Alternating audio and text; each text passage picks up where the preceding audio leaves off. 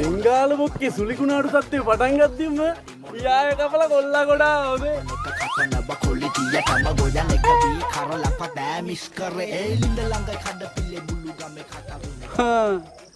මේ ආයම කැපුවේ මේකෙන්ද?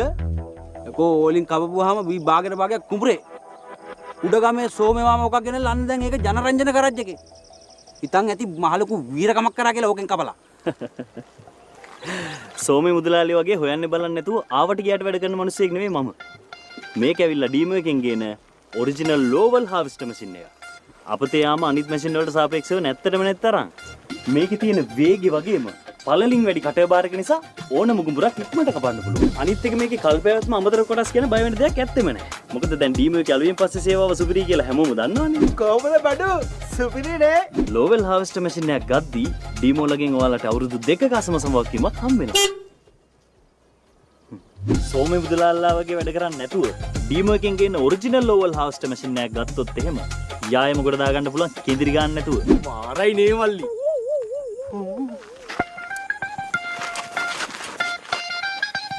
මේ අයියේ මේක ගන්න කීයක් දාන්න ඕනේද අයියේ?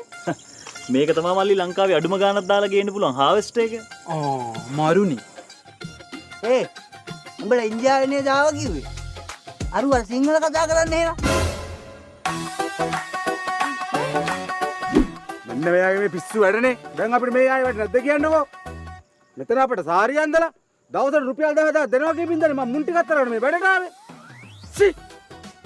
දැන් ඉතින් ආයෙත් හොරපතනට යන්න බෑ. අයියා හොරපතනට කෙලින්ම යන බස් කියනවාද? හින්දි හින්දි නෙමෙයි ආයෙ හන්දියකත් හම්බෙන්න එපා. තලනෝ හොම්බ.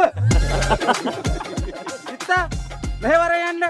අර නතර කරපු ආයෙ ඉතුරු වෙට්ටිකවත් කරගන්න. ඒ මදර වහිනා ඉවරෙකුත් නැ රෙද්ද. ඔන්න වැස්ස.